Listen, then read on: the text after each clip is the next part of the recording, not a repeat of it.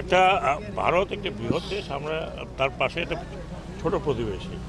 এখন ভারত যদি মানে ভারত বলবো না, ভারতের মিডিয়া এটা বেশি করছে, আর কিছু কিছু পলিটিশিয়ান আছে, তাদের আগামী নির্বাচন আছে, সেগুলোর জন্য হুঙ্গার মারছে। এখন তারা যদি আমাদের পায়ে পড়ে ঝগড়া করতে চায়, তাহলে আমরা তো সবসময় আর চুপ থাকবো না, আমাদের মিডিয়াও চুপ থাকবে না। এটা কি খুব ভালো লক্ষণ? ভালো লক্ষণ। প্রতিবেশী দেশের সাথে সম্পর্ক ভালো হওয়া উচিত। এখন ওনারা একজনকে পছন্দ করেন, সেই জন্য ওনার জন্য এখানে অস্থিতিশীল করতে হবে।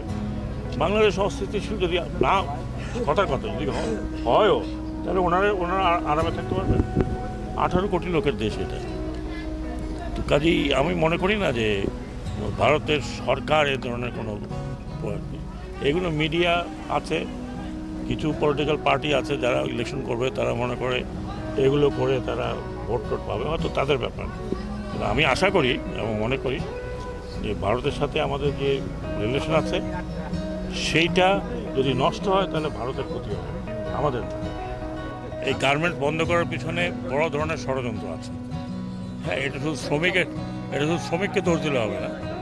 এইটা কী ধরনের ষড়যন্ত্র আছে সেটা তো আমরা মোটামুটি টের পাচ্ছি। দ্বিতীয় জিনিস হলো যে আমি জানি না এতগুলো বন্ধ কিনা, যেগুলো বন্ধ আছে সেগুলোর ব্যাপারে আমরা কথা বলেছি।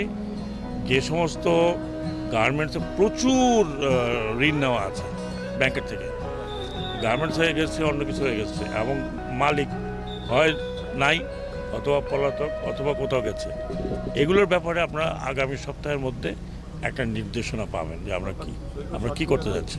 ঠিক আছে, এটা নদী দূষণ, এটাই কথাটা আমি বললাম যে আমাদের পরিবেশ মন্ত্রণালয়কে আমি নিজে যদি পারি ডেকে নিয়ে আসবো, অথবা ওনাদেরকে বলবো যে নদী দূষণ সম্বন্ধে ওনারা পরিবেশ যে মন্ত্রণালয় এবং পরিবেশবাদীরা করতে চান, যা করবেন সেটাতে আমরা সহযোগিতা করবো।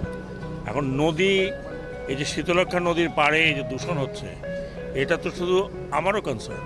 মাছ হচ্ছে না, গন্ধ বেরোচ্ছে, এই বুড়িগঙ্গার থেকে বেরোতে মানুষ নাকে কাপড় দিয়ে বের হয়। তো এটা তো একটা হতে পারে না, পরিবেশের জন্য অত্যন্ত সাংঘাতিক আপনার দুষ্কর ব্যাপার। যে এইখানে বর্জ্য পানি নষ্ট হবে, সেই পানিতে মাছও হচ্ছে না, গাছও হচ্ছে না, কিছুই হচ্ছে না, বিকজ সমস্ত পানি বিষাক্ত হয়ে গেছে। তো এটা ডেফিনেটলি সম্মিলিত একটা কাজ আছে, হচ্ছে যে নদী কেউ দখল করলো কিনা, ওটা আমরা কিছুদিন পরে শুরু করবো। এখন এমন এমন জায়গায় দখল করে 4তলা, 5তলা, 6তলা, 7তলা বিল্ডিং বানিয়েছে। কারণ এটাকে হাত দিতে গেলে আবার আপনারা মুশকিল তো এইখানে যে আমরা আমাদের ন্যায্য কাজগুলো করতে গেলেও অনেক সময় বাধা আসে। সেই বাধাগুলো পাবলিকের থেকে আসে, আবার আপনারা সেটা পাবলিকের সাথে তুলে ধরেন, তখন আমাদের অসুবিধা হয়। যেটা জেনুইন, সাংবাদিক হিসাবে যেটা জেনুইন করবেন, আমি সেটি যাবো।